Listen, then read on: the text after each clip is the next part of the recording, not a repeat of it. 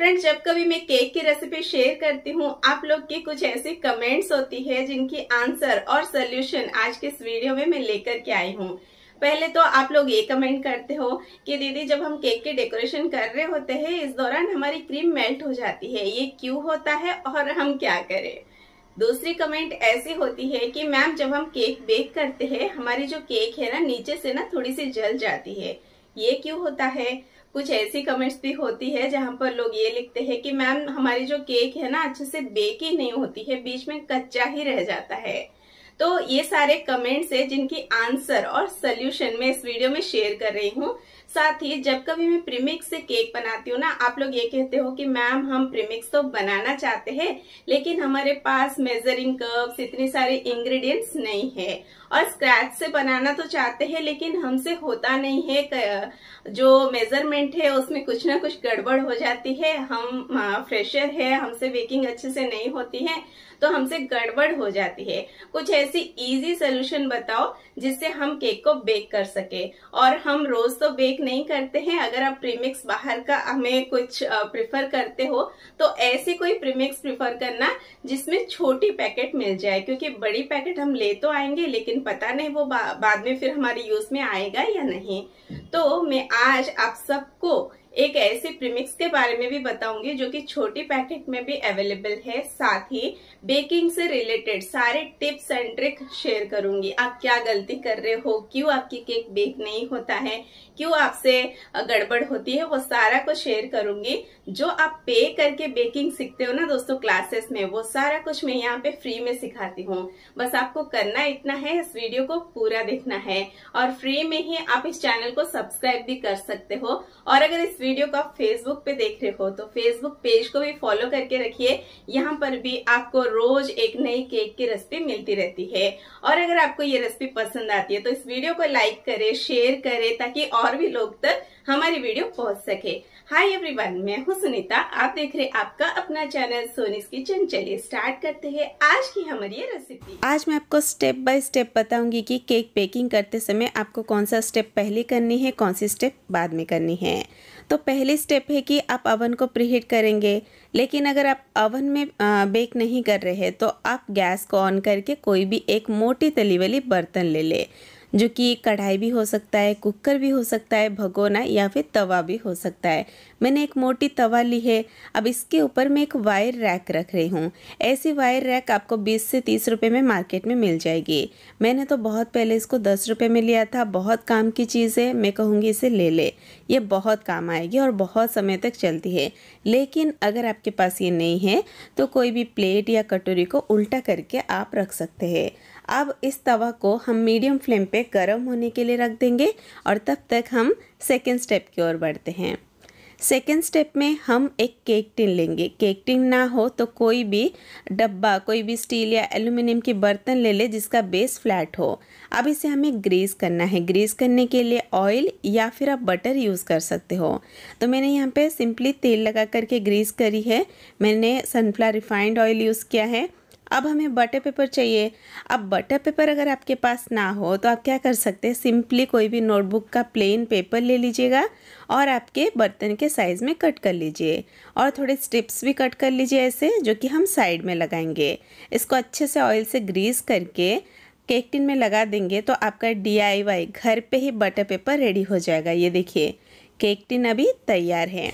चलिए अब third step की ओर बढ़ते हैं। थर्ड स्टेप में हम बैटर बनाएंगे, जिसके लिए एक बाउल में मैं 2 बड़े चम्मच सनफ्लावर रिफाइंड ऑयल ले रही हूँ। इसके जगह आप मेल्टेड बटर भी ले सकते हैं, लेकिन मस्टर्ड ऑयल, पीनट ऑयल जैसी स्ट्रॉन्ग फ्लेवर वाली ऑयल आपको नहीं यूज़ करना है। आधा कप मैं इसमें रूम टेम्परेचर वाली पानी डाल रही हूँ। बस आप पानी आधा कप पहले डालिए, अगर ज़रूरत पड़ेगी तो बाद में डाल सकते हैं। आज की इस केक में 4 चांद लगाएगी IM का एगलेस चॉकलेट केक मिक्स। एक तो ये एगलेस है और इससे जो केक बनती है ना बहुत ही टेस्टी बनती है। और IM के जो प्रीमिक्स है कई सारी फ्लेवर में भी अवेलेबल है। सबसे खासियत इसकी ये है कि ये छोटी पैकेट्स में भी अवेलेबल है।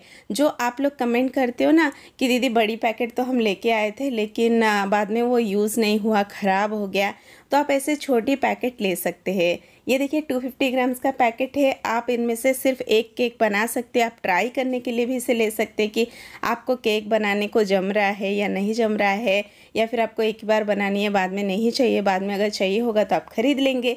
तो आप ऐसे पैकेट्स ले सकते हैं। अगर आपको ये केक मिक्स चाहिए तो मैं डिस्क्रिप्शन में लिंक दे रही हूँ, वहाँ से आप इसे परचेस कर सकते हैं। ये जो केक मिक्स है ना, इसे यूज़ करके मैंने 2 बार 2 ऑर्डर कंप्लीट की है और कस्टमर की रिव्यू बहुत अच्छी है, इसीलिए मैं आप सबके साथ भी ये रिव्यू शेयर कर रही हूँ। अब मैं इसमें से सिर्फ 1 कप प्रीमिक्स यूज़ कर रही हूँ, बाकी का मैंने अच्छे से सील करके रख दिया है, बाद में यूज़ करूँगी। आप चाहे तो पूरा का पूरा प्रीमिक्स 250 ग्राम्स एक ही बार में यूज़ कर सकते हैं। अब आपको इसके लिए मेजरिंग कप्स भी नहीं चाहिए, क्योंकि आप पूरा प्रीमिक्स पलट देंगे बाउल में। आपको 2 बड़े चम्मच नॉर्मल घर के जो बड़ी वाली चम्मच होती है ना स्टील की, उसमें 2 बड़े चम्मच तेल डालना है और पानी तो आप धीरे धीरे करके डालिएगा। मिक्स करिएगा जब तक आपका जो बैटर है स्मूथ ना हो जाए और रिबन कंसिस्टेंसी की ना हो जाए। ध्यान रहे बैटर जो है लम्स फ्री होनी चाहिए। बैटर को अच्छे से थोड़ा सा मिक्स करिए और फिर इसे केक टिन में ट्रांसफ़र कर लीजिएगा। अब केक टिन में आपका जो बैटर है आधा या फिर थोड़ा सा उसके ऊपर होनी चाहिए, उससे ज़्यादा बैटर कभी भी केक टिन में नहीं भरना चाहिए। केक टिन को हमेशा टैप टैप करें, इससे एयर बबल्स निकल जाएगी, आपकी केक की ऊपर की सरफेस पे क्रैक नहीं आएगा। अब केक को बेक करते समय ध्यान रखना है कि फ्लेम आपका तेज़ नहीं होना चाहिए। अगर आपका फ्लेम तेज़ होगा तो केक जो है नीचे से जल जाएगी और फिर केक बीच में से कच्चा रह जाएगा। कई बार जो है आप क्या करते हो ना, बिल्कुल जो आपका बर्तन है जिसमें आप बेक कर रहे हो उसको टच हो जाता है आपका केक टिन, तभी भी नीचे की लेयर केक की जल जाती है। अब मैं लो फ्लेम पे 40 मिनट के लिए इस केक को बेक कर रही हूँ, लेकिन 35 मिनट में एक बार ज़रूर से चेक करें। टूथपिक में अगर थोड़ा सा भी बैटर लग के आती है, यानी कि केक को 5 मिनट और बेक करने की ज़रूरत है। और अगर इस केक को आपको ओवन में बेक करना है तो प्रीहीटेड ओवन में 30 to 35 मिनट्स के लिए बेक मोड पे केक को आप बेक कर सकते हैं। अब जब टूथपिक डाल के आप चेक करेंगे, टूथपिक को बिल्कुल बीचों बीच इंसर्ट करें। साइड में अगर आप देखेंगे तो बीच का पता नहीं चलेगा आपको। बीच में टूथपिक डालें, टूथपिक क्लीन आता है तो केक रेडी है। एक कपड़े से ढककर किचन प्लेटफॉर्म पे ही केक को ठंडा होने दीजिए। अब हमारा 4th स्टेप है क्रीम को विप करना। देखिए दोस्तों, इंडिया में केक्स के लिए हम non dairy whipping cream use करते हैं, जो कि कई सारे ब्रांड्स की अवेलेबल है। जो अच्छी ब्रांड्स की आपके एरिया में जो इजीली मिल रहा हो वो आप ले सकते हैं। मैं ट्रोपोलाइट की प्रीमियम वाली विपिंग क्रीम यूज़ करती हूँ। विपिंग क्रीम को हम हमेशा फ्रीज़र में स्टोर करते हैं और ये फ्रोज़न होती है, तो जब हमें यूज़ करना है इसे हम फ्रीज़र में निकाल कर डायरेक्ट यूज़ नहीं कर सकते हैं। अगर आप फ्रोजन क्रीम को यूज़ करेंगे, विप कर लेंगे, अभी तो स्टिप पिक्स इसमें आ जाएगा, लेकिन बाद में जब आप केक की आइसिंग कर रहे हो, धीरे धीरे जो फ्रोजन क्रीम है वो मेल्ट होगी और आपका जो क्रीम है वो लिक्विड सी हो जाएगी। इसीलिए आपके साथ ये दिक्कत आती है कि आपकी क्रीम पिघल जाती है। दूसरी बात यह है, क्रीम पिघलने का कारण ये होती है दोस्तों, जब आप केक की डेकोरेशन कर रहे होते हो, आप शायद बहुत ज़्यादा समय लगा देते हो। इससे क्या होता है ना, कभी कभी मौसम गर्मी की होती है तो क्रीम जो है वो पिघलने लगती है। कई बार हम क्रीम को विप करते समय भी गलती करते हैं कि क्रीम में सॉफ्ट पिक्स आ गया तो हम समझते हैं कि क्रीम विप हो चुका है, तो वो क्रीम जो है अच्छे से विप नहीं हुआ होता है, इसीलिए बाद में जा कर के वो थोड़ी सी मेल्ट हो जाती है। तो ये सारी प्रॉब्लम्स आप फेस करते हो इसीलिए, क्योंकि ये गलतियां हम कई बार कर देते हैं इनिशियली। तो हम क्या करेंगे ना, सबसे पहला तो जो आपका फ्रोजन क्रीम है, जो विपिंग क्रीम आप फ्रीज़र में से निकालेंगे, इससे पहले ही 1-2 घंटे पहले ही बाहर निकाल कर रख दीजिएगा। यह ऐसे लिक्विड सा हो जाएगा, फिर आप इसको विप करिए। स्टिप पिक्स आने तक कभी आपका क्रीम मेल्ट नहीं होगा जब आप केक की आइसिंग कर रहे हो। दूसरा, आप चाहे तो जो आपका क्रीम है फ्रीज़र में से निकाल कर 1 दिन पहले ही रात को फ्रीज के साइड में रख दीजिए, जहाँ पर आइस नहीं जमाई जाती है, फ्रीज होती है जहाँ पर हम सब्जी वगैरह रखते हैं, वहाँ पर रख दीजिए। ये ऐसे लिक्विड सी हो जाएगी, लेकिन ठंडा ही होगा। हमें ठंडा क्रीम यूज़ करना है, लेकिन जमा हुआ नहीं यूज़ करना है। आई होप आप समझ पा रहे हो। तो आप क्रीम निकाल कर विप करेंगे, अच्छे से विप करिए। देखिए ये सॉफ्ट पिक है, अगर यहाँ पर हम रोक देंगे तो हमारी क्रीम बाद में जा कर के मेल्ट हो जाएगी। हमें थोड़ा सा इसे और विप करना है, जिससे कि बिल्कुल स्टिप पिक्स आ जाएंगे, यानी कि नुकीली सी ये दिखेगी। तब आप समझ लेना कि आपका जो क्रीम है अच्छे से विप हुआ है। तो आप इस क्रीम के साथ जब केक की आइसिंग करेंगे, परफेक्ट आइसिंग होगी और मेल्ट नहीं होगी। अब हमारी जो क्रीम है वो विप हो चुका है। मैं आपको दिखाती हूँ आपको कैसे पता चलेगा कि आपका जो क्रीम है अच्छे से विप हुआ है या नहीं। ये देखिए कितनी पॉइंटेड पिक्स आ रही है। इसके अलावा आप देखिए ऐसे बोल को उल्टा करिए और 10 तक गिनिए। 1 2 3 4 5 6 7 8 9 एंड 10।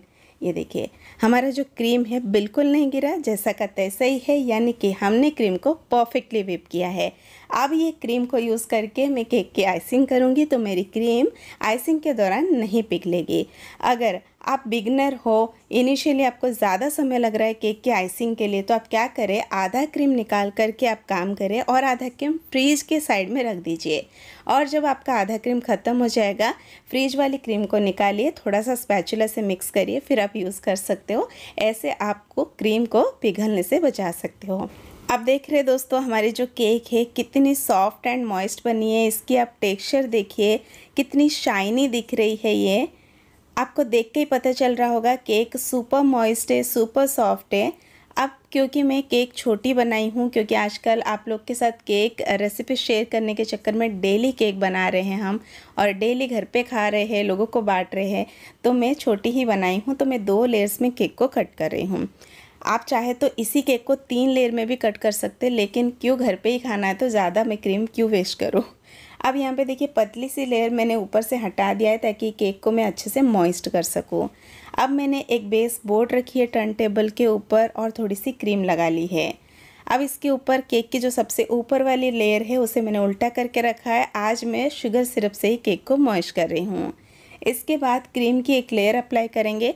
दोस्तों ये जो केक है ना इतनी चॉकलेटी है, इतनी टेस्टी है कि मैं आज शुगर सिरप से ही केक को मॉइस्ट कर रही हूँ, चॉकलेट सिरप से मॉइस्ट नहीं कर रही हूँ, क्योंकि ये अपने आप में बहुत ही टेस्टी है। लेकिन क्रीम के बाद मैं 2 बड़े चम्मच हमेशा की तरह चॉकलेट गनाश डाल रही हूँ और इसे स्प्रेड कर रही हूँ। इससे केक ना बहुत ही टेस्टी लगती है। अब हमारी दूसरी लेयर जो कि हमारी सबसे निचली लेयर होती है उसे हम उल्टा करके ऊपर रखते हैं और इसको भी मैंने अच्छे से मॉइस्ट किया है। थोड़ी सी क्रीम लगा करके पहले हम करेंगे क्रम कोटिंग। इससे क्या होगा, केक की जो क्रम्स है वो लॉक हो जाएगी और इसके बाद जब आप फाइनल आइसिंग करेंगे केक की आइसिंग बहुत अच्छी होगी। वैसे तो क्रम कोटिंग के बाद अब जब 5 या 10 मिनट के लिए केक को फ्रिज में रख देते हो, आइसिंग करते वक्त कोई दिक्कत नहीं आती है, केक थोड़ा सेट हो जाता है। लेकिन अगर आप बिगनर हो तो आपके लिए बहुत ज़रूरी है कि 10 मिनट के लिए क्रम कोटिंग के बाद केक को फ्रिज में रखें। अब यहाँ पर सबके लिए एक टिप है, अगर आप होम बेकर हो, आप केक के ऑर्डर्स लेते हो, आपको एक ऑर्डर आया है, आपको बहुत जल्दी ऑर्डर पहुँचानी है, थोड़ा दूर तक पहुँचानी है, या फिर आपको फ्रीज में ज़्यादा समय के लिए केक आप नहीं रख पा रहे हो, सेट होने नहीं दे पा रहे हो, तो आप क्या करें, केक बनाते वक्त जो शुगर सिरप लेते हो ना उसको ना चिल्ड करके ले, यानी कि ठंडा करके ले।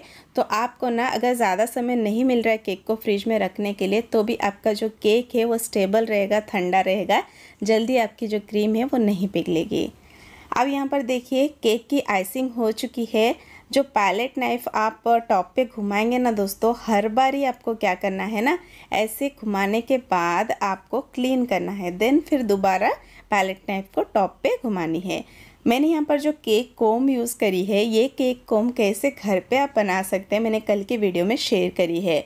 इनफैक्ट सभी टूल्स मैंने कबाड़ी की चीज़ों से बनाई है। बहुत लंबी वीडियो है क्योंकि बहुत कुछ मैंने उस वीडियो में सिखाया है बिगनर्स के लिए, तो आप उस वीडियो को ज़रूर से चेक करें। अब जो ये चॉकलेट गनाश में यूज़ कर रही हूँ ना यहाँ पे, ये एक्चुअली बची हुई गनाश है। मैं रिसेंटली आप सबके साथ याद है आपको रणबीर कपूर के फायर केक की रेसिपी शेयर की थी, उसमें चॉकलेट ट्रफल बनाना बताया था। वो ट्रफल थोड़ी सी बच गई थी तो मैंने थोड़ी सी ट्रफल में थोड़ी पानी डाल करके गर्म कर लिया और रूम टेम्परेचर में ही इसको ठंडा कर लिया।